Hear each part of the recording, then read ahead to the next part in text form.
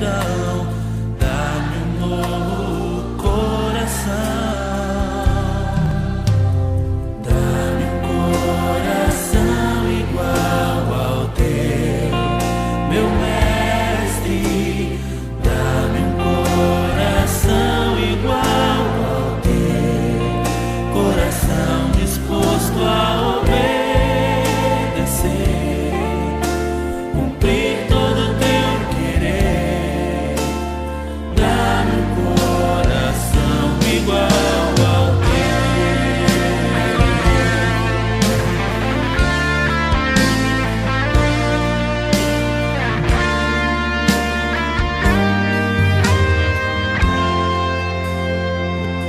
Se tu olhar, Senhor, pra dentro de mim, nada encontrarás de bom. Mas um desejo eu tenho de ser transformado. Preciso tanto do teu perdão. Dá-me um novo coração. Dá-me um coração igual ao teu, meu mestre. Dá-me um coração igual ao teu, coração disposto a obedecer, cumprir todo o teu querer. Dá-me um coração igual ao teu. Olá, irmãos da Igreja Batista Nacional Água Viva, a graça e a paz do nosso Senhor Jesus Cristo estejam com todos vocês, hoje e para todo sempre. Amém. Na meditação de hoje, eu trouxe aqui, quero ler com os irmãos, um trecho da palavra de Deus que diz aqui em 2 Timóteo, capítulo 3, a partir do versículo 1, diz assim: Saiba disto, nos últimos dias sobrevirão tempos terríveis.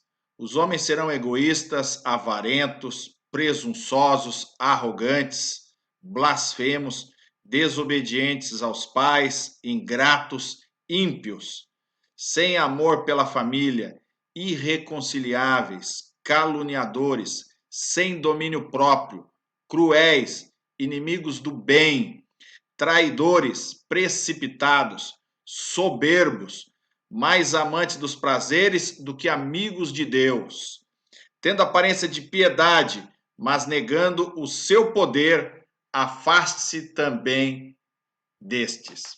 Amém? Oremos ao Senhor então.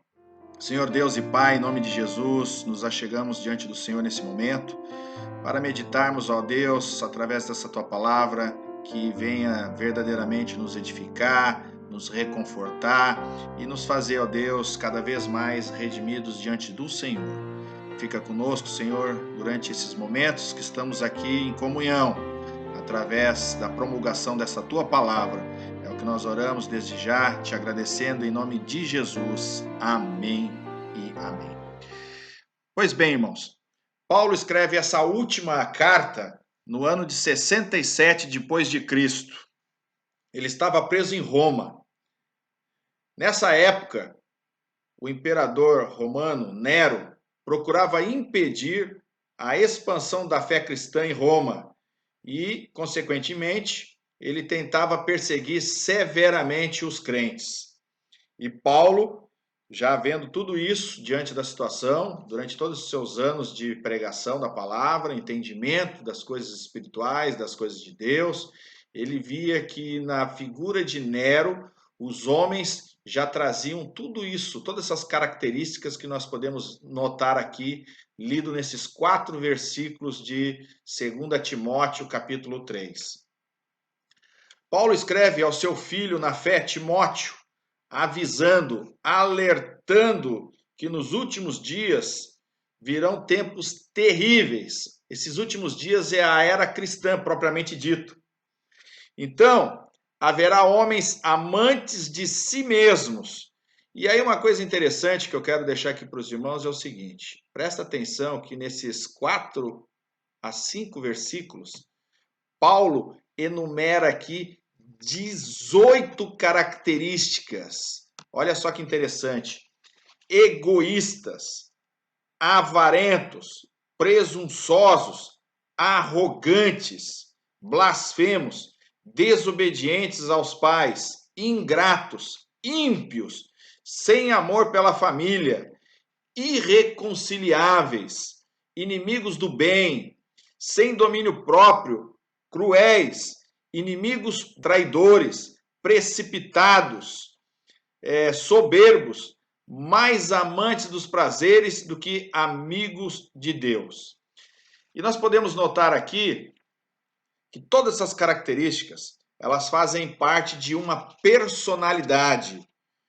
Personalidade, vindo da psicologia, significa um conjunto de características que mostram a particularidade, né, do indivíduo, ou seja, que determina os padrões de pessoas, né, a maneira de sentir, agir, a sua individualidade pessoal ou social de alguém. Então, dentro dessa personalidade, dentro do ramo da psicologia, é subdividido ainda em 3 subitens. Primeiro, temperamentos. Depois, competências ou habilidades, que é a inteligência, a iniciativa, a competência social e emocional do indivíduo. E 3, as disposições ligadas a essa personalidade em relação à ação, necessidades, né, os motivos ou interesses, as convicções ligadas à ação e os estilos de superação que essa pessoa tem. Então nós podemos ver que os egoístas, os avarentos, os presunçosos, todos eles têm um temperamento e uma competência, né? Parece que a gente pode notar que tem uns que são mais avarentos que outros, né? Outros parece que são mais blasfemos, enfim, outros são mais irreconciliáveis. Parece que ela desenvolve uma personalidade cada vez mais corrupta, né? Mais aquebrantada da verdadeira vontade e daquilo que deveria ser o ser humano. Então nós notamos aqui que isso é fruto de muita gente, de pessoas iníquas, pessoas que pode-se dizer assim, ou seja, isso aqui são adjetivos, né, que mostram, assim como Paulo está preocupado em falar a Timóteo, que nos últimos dias haveria um colapso nos padrões morais e aumento da iniquidade. A pessoa iníqua, ela não tem noção do que é certo e errado. Para ela, tudo que é errado é o certo. Ela persiste em fazer essas coisas, ela é como se já não tivesse mais uma noção, é como se ela não tivesse mais um discernimento de que aquilo que ela está fazendo vai trazer uma consequência ruim, tanto para ela quanto para o próximo ou para uma sociedade. Então, pessoas que não têm Deus, literalmente, têm todas essas características. É impossível uma pessoa dizer que é de Jesus, que é uma pessoa que serve a Deus, ter essas características em grande parte no traço da sua personalidade. É impossível.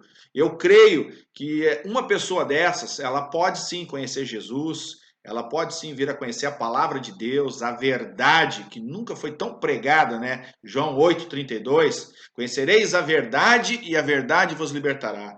Eu creio que uma pessoa com todas essas personalidades, ela só pode ser mudada com a palavra de Deus.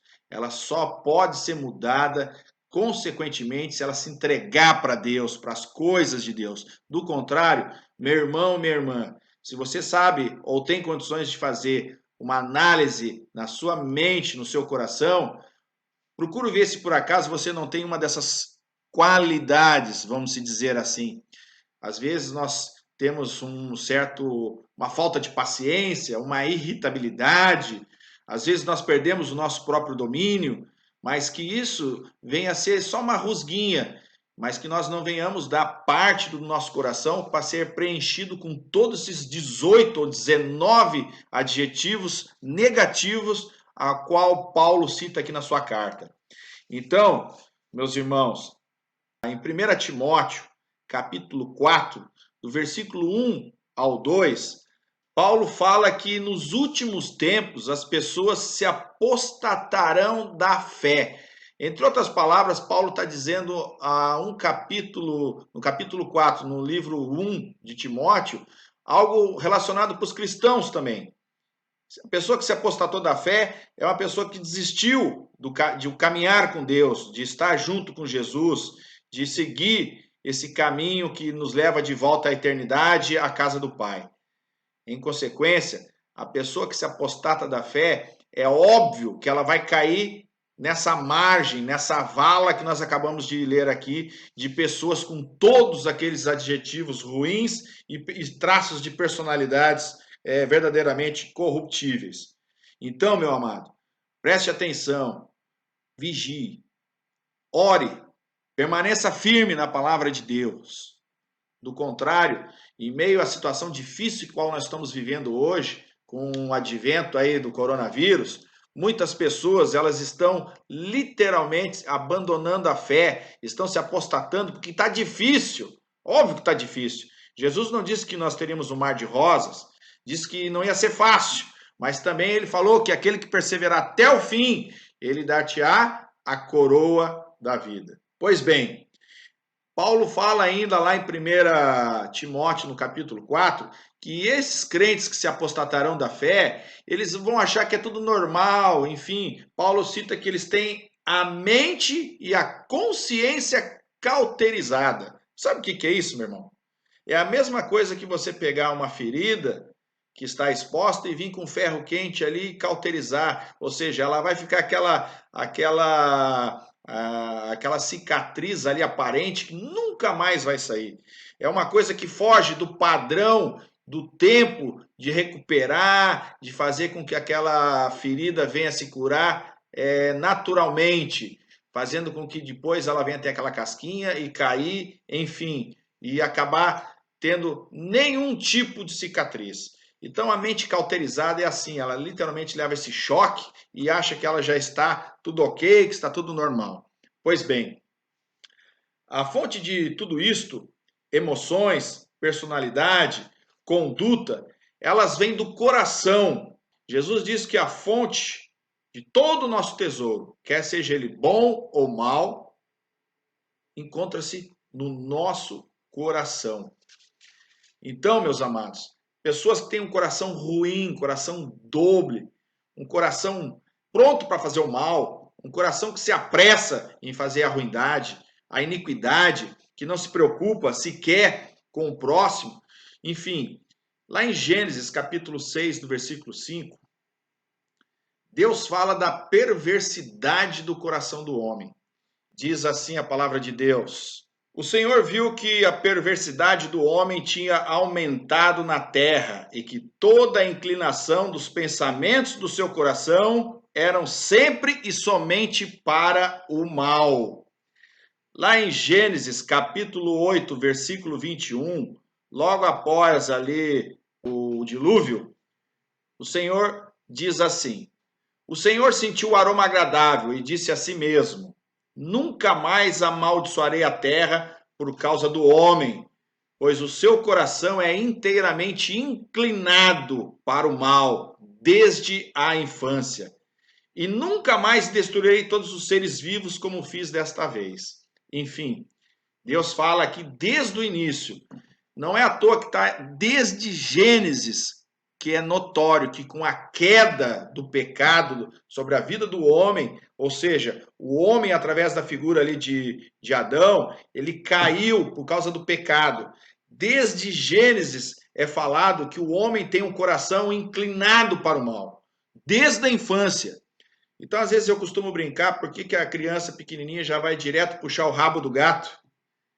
Porque ela tem essa tendência, ela não sabe discernir que ela está puxando ali o animalzinho, ou enfim, enfiar o dedo na tomada, porque a criança ela não tem aquela noção exata das coisas. Então Deus fala que desde o início o coração do homem é inclinado para o mal. Mas uma coisa que eu quero relatar aqui e deixar um comentário interessante é que pouca gente fala isso que eu vou falar hoje aqui. Eu creio que durante todo o início da Terra, até os dias de hoje, é óbvio que as coisas elas foram evoluindo. Algumas coisas quer para o bem e outras coisas quer para o mal. Então é óbvio que o coração do homem foi evoluindo a ponto de Paulo chegar ali 67 anos depois de Cristo, ou seja, já naquela era aqui do milênio, ele vem dizer que haverá tempos terríveis. Por que é terríveis? Por causa do coração mal do homem. A tendência do homem de fazer um mal. Mas uma coisa que eu acho interessante é que, em meio a todas essas características que nós citamos aqui, né, da pessoa ser egoísta, avarento, presunçoso, blasfemo, desobediente aos pais, ingratos, ímpios, sem amor pela família, irreconciliáveis, inimigos do bem, sem domínio próprio, cruéis, traidores, precipitados, soberbos, amantes dos prazeres do que amigo de Deus.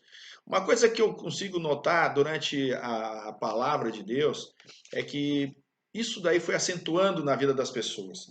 As pessoas hoje aboliram das escolas, agora estamos tentando voltar e não está fácil, porque todo o sistema já está aí corrupto, toda a prática, todo o hábito foi corrompido. Estamos tentando voltar aí com a leitura da Bíblia nas classes. E aí, entre outras aspas, levantam-se pessoas contra as coisas de Deus, dizendo que isso é religião. Isso aí não é religião, meu irmão. Isso aí nada mais, nada menos é do que a prática de boas condutas, de moral, de ética. A Bíblia traz sérias coisas sobre isso, fala sobre isso. Enfim, uma coisa que eu quero deixar claro aqui, olhando na Bíblia, é que a pessoa, ela poderia ser má desde o princípio, mas existe pessoas que têm ainda o coração aceitável às coisas de Deus. A pessoa poderia ser má, mas ainda ter uma certa ética, coisa que nós não vemos hoje. Haja visto aí a nossa política, a crise que nós estamos passando aí na política, pessoas que se dizem corretos, que tentam defender a sua biografia, como diz, mas que não tem ética, não tem uma conduta. Nós vemos muitas outras pessoas que se dizem corretos, que se dizem honestos, mas as suas atitudes são verdadeiramente um fiasco. Prova disso é que eu quero trazer uma ilustração lá no livro de Daniel, capítulo 5, que diz assim, olha só que passagem interessante, que diz lá em Daniel, capítulo 5, fala sobre aquela festa que Belsazar deu, né, no seu palácio, e eis que aparece uma mão ali e começa a escrever algo. Então, eu quero ler aqui algo interessante que eu estava meditando na palavra de Deus, dois exemplos, e um deles está aqui em Daniel. Daniel, capítulo 5, diz assim: mas de repente apareceram dedos de mão humana que começaram a escrever no reboco da parede da parte mais iluminada do palácio real. O rei observou a mão enquanto ela escrevia. Versículo 6, seu rosto ficou pálido e ele ficou tão assustado que os seus joelhos batiam e as pernas vacilaram. Aos gritos, o rei mandou chamar os encantadores, os astrólogos e os adivinhos e disse a esses sábios da Babilônia: aquele que ler essa inscrição e interpretá-la, revelando-me o seu significado, vestirá um manto vermelho, terá uma corrente de ouro no pescoço e será o terceiro em importância no reino. Olha só aqui, presta atenção nisso que ele acabou de falar. Aquele que revelar o seu significado vestirá um manto vermelho e terá uma corrente de ouro e será a importância o terceiro no seu governo. Preste atenção. Aí nós vamos lá para o versículo 16. Diz assim, Daniel 5, versículo 16. Mas eu soube que você é capaz de dar interpretações e de resolver mistérios.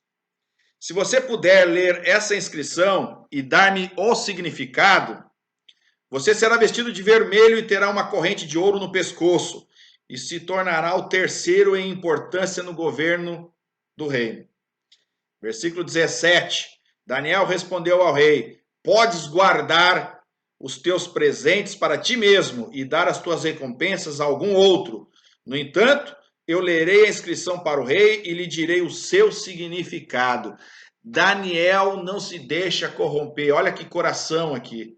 Um coração que não está destinado a ser vendido, um coração que não está destinado às benesses e nem a situações favoráveis diante do reino. Simplesmente um coração incorruptível.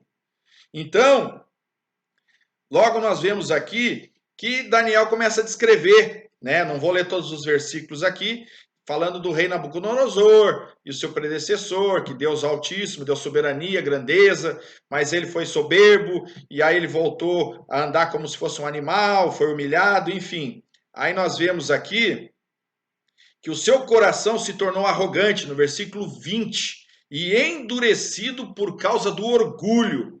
Ele foi deposto de seu trono real e despojado da sua glória. Daniel fala isso no versículo 20 para o rei Belsazar. Então, foi expulso do meio dos homens e sua mente ficou como a de um animal. Mas, enfim, lá no versículo 22, mas tu, Belsazar, seu sucessor, não te humilhaste, embora soubesses de tudo isso. Então, Daniel já está dando uma dica aí para o rei. Daniel não se envergonha, Daniel não se intimida, é um coração verdadeiro. Então ele fala isso para o rei, e aí começa no versículo 23, dizendo que ele se exaltaste acima do Senhor dos céus, mandaste trazer taças do templo do Senhor, para que neles bebesse, sim. E aí, no versículo 24, diz que Deus enviou a mão, que diz ali o que todos já sabem, né?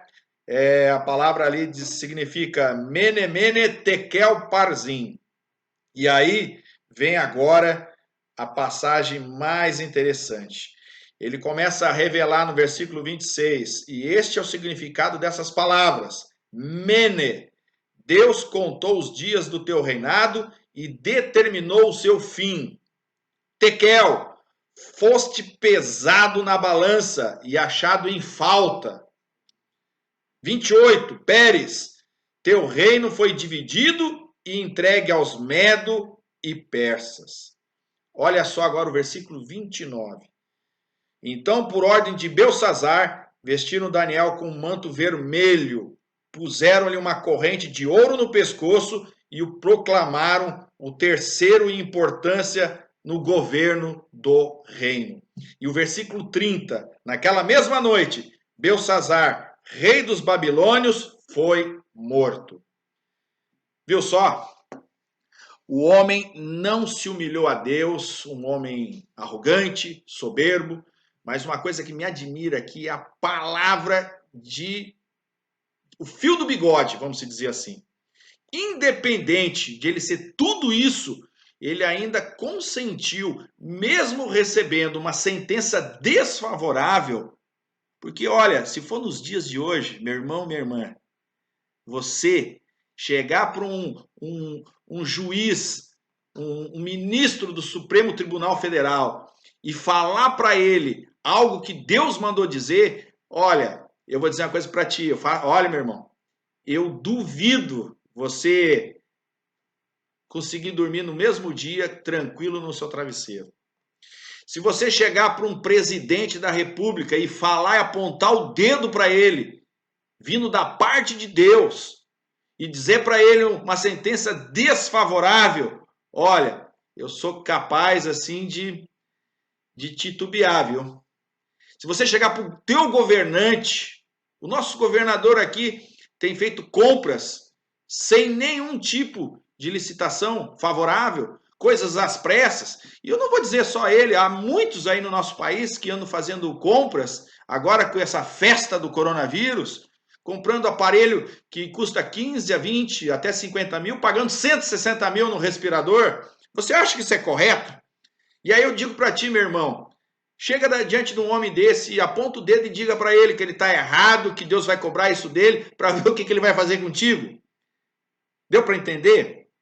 Parece que antigamente era mais arriscado você chegar para um rei como esse daqui que nós acabamos de ler, e ele honrou a palavra dele.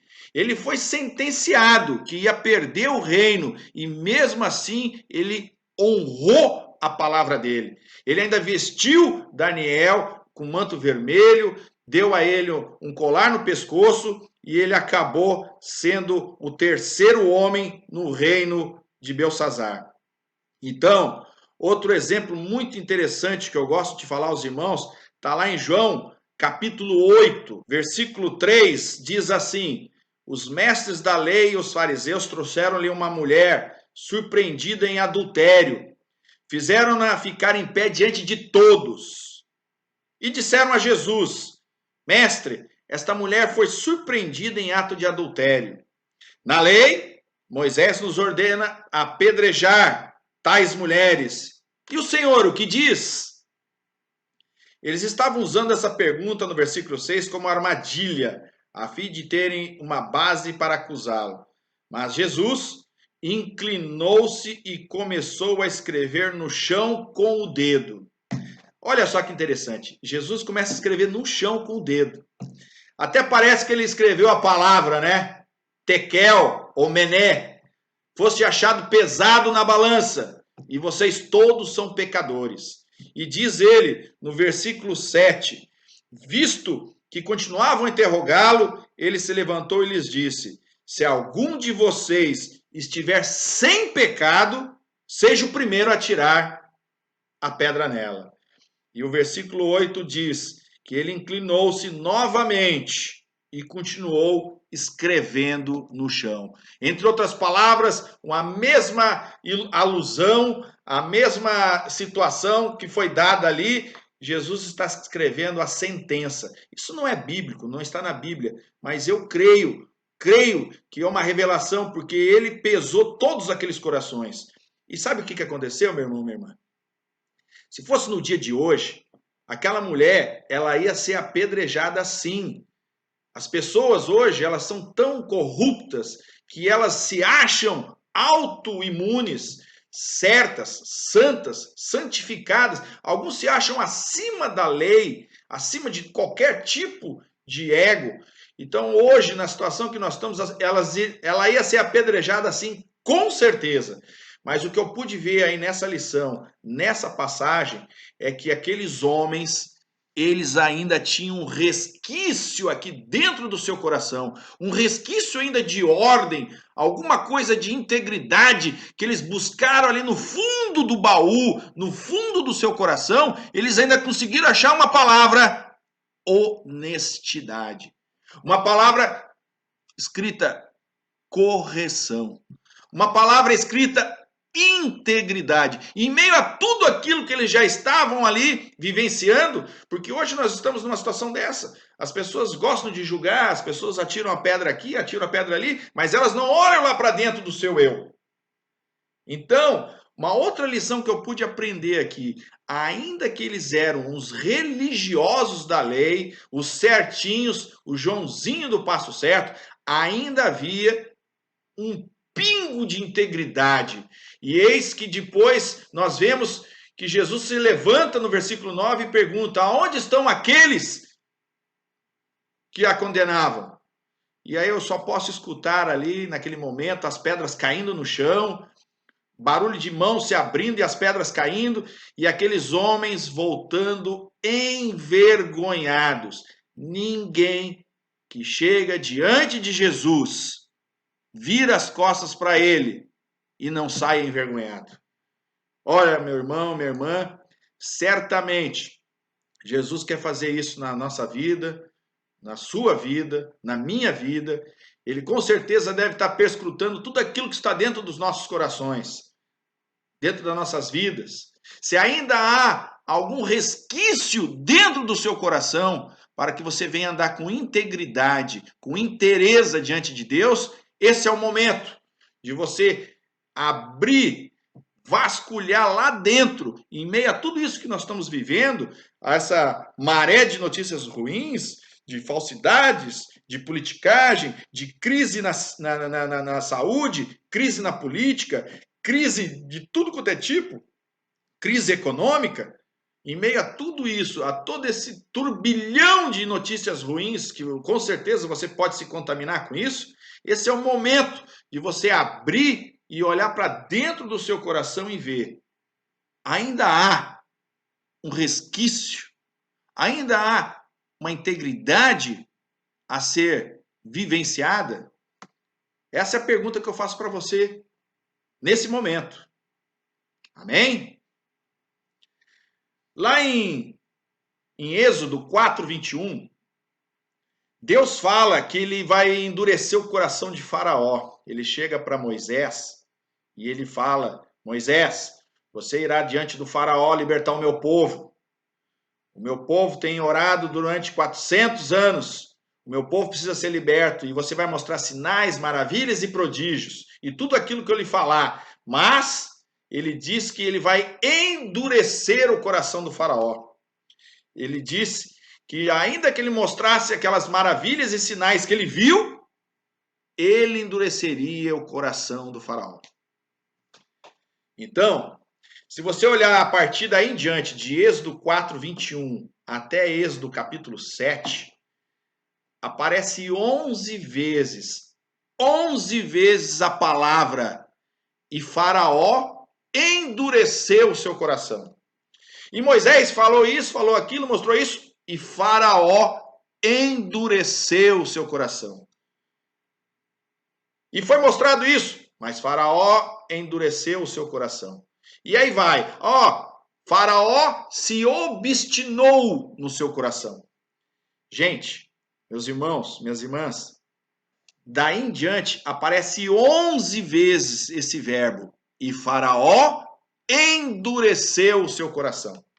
Mas quando foi na 12ª vez que Moisés chegou diante dele, ali ele liberou. Ele liberou o povo para ir embora no outro dia.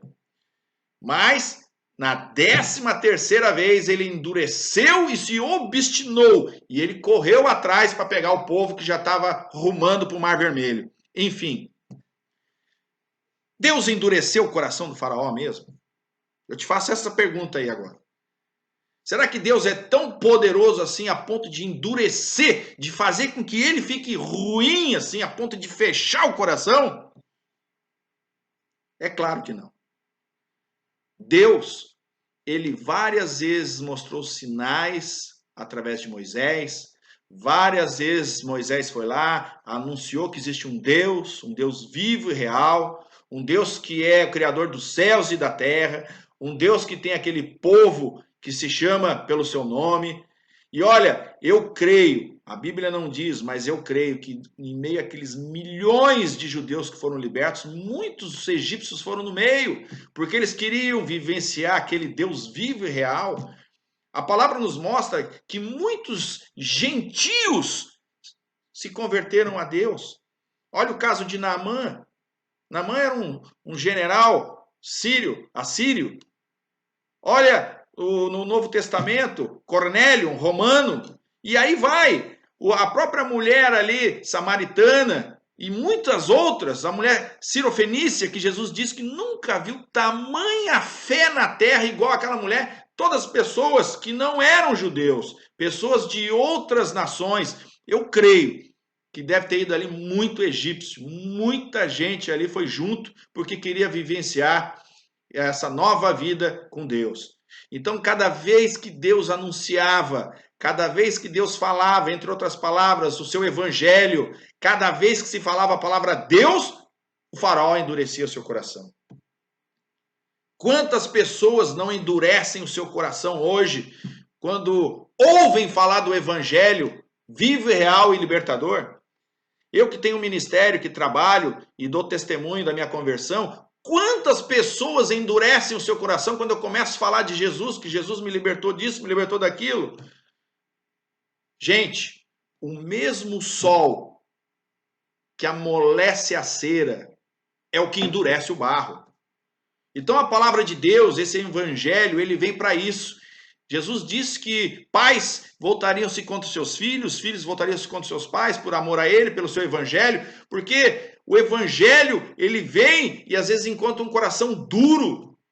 Jesus nos mostra que o coração ele tem que ser como se fosse um terreninho recém-arado, ali com a terra fofinha, pronto para receber a sua palavra. Mas o faraó recebia a palavra diretamente da boca de Deus, porque Moisés foi comissionado para ser como Deus. Ali no Êxodo capítulo 3, ele diz, olha, você será como se fosse eu na terra. Entre outras palavras, Deus deu uma procuração ali, assinada em branco para Moisés, e Arão ia ser o seu porta-voz. Então, direto de Deus, o próprio faraó ouvia a palavra e endurecia o seu coração. Talvez se Faraó liberasse de cara, quem sabe ele convertesse seu coração, Deus ia abençoar a terra do Egito, ia salvar muito mais gente, quem sabe? Mas Deus sabia que a sua palavra e o seu evangelho ali na época, que todos aqueles sinais iam fazer ele se ensoberbecer mais ainda. Então, às vezes tem pessoas que não estão no poder, pessoas que não estão no governo, às vezes você encontra pessoas de coração duro, até nas mais simples e singelas moradias e comunidades por aí afora nesse país. Pessoas que quando você fala o nome de Jesus, elas se endurecem e viram como se fosse literalmente uns casulos. Então, meu amado, é o seu coração que te dá a vida, é o teu coração que pode te levar para uma nova vida e um novo viver em Cristo Jesus. Então, hoje nós podemos ver que a palavra de Deus, ela nos liberta, ela nos traz vida, mas algumas pessoas ouvem e endurecem. Então, lá em Salmo 17:10, dizem que os homens fecham o coração insensível e com a boca falam com arrogância.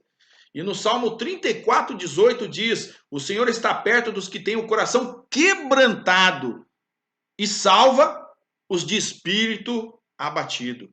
Entre outras palavras, Deus quer um coração, meu irmão, minha irmã, como se fosse uma bexiga, sensível. Qualquer toque pode estourar. Um coração sensível, quebrantado para receber as coisas de Deus. Do contrário, um coração duro só faz com que a pessoa tenha uma vida ainda mais difícil. E olha, uma vida com Jesus não é fácil. Agora, sem Jesus é mais difícil ainda. Amém? Pois bem, Paulo fala aqui na carta que teríamos tempos terríveis por causa dos homens. Hoje nós estamos vendo aí uma pandemia e o que está acontecendo nesse cenário? Principalmente aqui no nosso país. Uma briga por poder, briga por política, briga por fama. Olha, tem até pastores pregando algumas estapafúrdias aí, um querendo aparecer mais que o outro. Às vezes eu fico até meio envergonhado de estar fazendo mais uma gravação, mais uma que vai aí pro hall das redes sociais, mas eu não tenho essa intenção nenhuma. Mas às vezes eu fico realmente olhando. É o momento em que nós devemos nos dobrar e orar. Em meio a essa briga por poder, tu não fica achando que os políticos aí estão preocupados com a sua saúde, não, meu irmão. Eles estão preocupados pegar essas verbas aí que estão sendo liberadas em caráter de urgência, sem nenhum tipo de prestação de contas, e sair por aí festejando. Eles não estão preocupados. A gente fica para segundo plano. Então, em meio a todo esse mundo que nós estamos vivendo, só Jesus, só Deus é que se preocupa contigo, meu irmão e minha irmã. Por isso, esse é o momento exato que você deve vir realmente entregar a sua vida, o seu coração para Deus. Lá em Jeremias, capítulo 17, versículo 5, diz assim a palavra de Deus. Deus fala do coração do homem de novo. Assim diz o Senhor: maldito é o homem que confia nos homens, que faz da humanidade mortal a sua força, mas cujo coração se afasta do Senhor. Então aqui, Deus está falando que nós devemos ter um coração que se aproxime do Senhor. O versículo 9 diz que o coração é mais enganoso que qualquer outra coisa e sua doença é incurável. Já parou para pensar nisso? Só Deus para curar o que é incurável. Deus é um Deus de milagres. Deus é um Deus que cura do câncer, que cura da pandemia do coronavírus. Deus é um Deus que cura de todo e qualquer tipo de doença incurável. E o coração é uma delas. Então, quem é capaz de compreendê-lo? E aí, mais no versículo 10. Eu sou o Senhor, que sonda o coração e examina a mente, para recompensar a cada um de acordo com a sua conduta, de acordo com as suas obras. Amém? Pois bem, para encerrar, Paulo fala lá no versículo 10 de 2 Timóteo, capítulo 3, que nós lemos aqui, fala assim, ó: mas você tem seguido de perto o meu ensino, ele fala para Timóteo, porque ele vê que Timóteo, ele não está se deixando se levar pelas circunstâncias. Ele diz ali no versículo 10, mas você tem seguido de perto o meu ensino, a minha conduta, o meu propósito, a minha fé, a minha paciência, o meu amor e a minha perseverança. As perseguições e os sofrimentos que enfrentei, coisas que me aconteceram em Antioquia, Icônio e Listra. Quanta perseguição suportei, mas de todas essas coisas o Senhor me livrou. Então, meu amado, minha amada, haja visto a situação que nós estamos passando hoje. Você que está, ficou ou ainda já saiu, quem sabe, eu creio que você deve ter participado aí dessas quarentenas aí. É tempo, meu irmão. É tempo, minha irmã. É tempo de você se isolar para buscar a Deus, orar a Deus. Eu não digo para você se isolar para ficar nas redes sociais, não. Eu não digo para você ficar se isolando e ficar aí compartilhando brigas, dissensões, como a gente costuma ver nas redes sociais. Há duas maneiras que você pode se separar de Deus. Uma delas é para orar e buscar a Deus, e a outra realmente é para cair naquela personalidade que nós lemos no início. A pessoa longe de Deus, que se afastou de Deus, ela tem todas aquelas características que eu li ali, as 18, 19 características. Porque não é possível uma pessoa que esteja longe de Deus vai ter tudo isso que nós acabamos de ler aqui que Paulo fala. A conduta, o propósito, a fé, a paciência, o amor e a perseverança. Então, meus amados, eu não sei o que você está passando hoje, nesse exato momento, mas eu te conclamo agora para que você entregue, para você voltar a sua vida com Deus. Se você está vendo essa mensagem, ouviu ela até aqui, entregue sua vida para Jesus. Pegue o seu coração e entregue para aquele que é verdadeiramente o autor e consumador da sua vida. Dá a caneta para ele, para que ele possa escrever uma nova história na sua vida. Fuja dessas pessoas, como Paulo diz ali, fuja dessas pessoas terríveis, desses homens amantes de si mesmo, como ele fala ali no versículo 7 e 8. E volte-se para Deus. Esse é o momento onde nós devemos verdadeiramente buscar Deus, ainda enquanto puder se achar. Amém? Faça essa oração comigo agora. Entregue o seu coração para Jesus. Ou você que estava afastado dos caminhos do Senhor e quer verdadeiramente fazer uma reconciliação com Ele, faça essa oração comigo. Feche os seus olhos e repita comigo essa oração, em nome de Jesus. Senhor Deus e Pai, em nome de Jesus, eu quero agora entregar a minha vida diante do Senhor, que és o verdadeiro autor e consumador da vida. Tu deste, ó Deus, a sua vida por nós, naquela cruz do Calvário, e em meio a todas aquelas blasfêmias, esbofeteamentos e tudo aquilo que os homens fizeram contra o Senhor ainda foi fiel até a morte. E pagaste uma vida por mim, por nós, por cada uma dessas pessoas que estão nos ouvindo. Entrego a minha vida ao Senhor e te peço perdão por todos os meus erros e os meus pecados. E escreve agora, Senhor, o meu nome no livro da vida que estás nos céus. Em nome de Jesus. Amém. Amém? A graça e a paz do nosso Senhor Jesus Cristo esteja com todos vocês, meus irmãos, hoje e para todos sempre. Amém. Que Deus abençoe a todos, em nome de Jesus.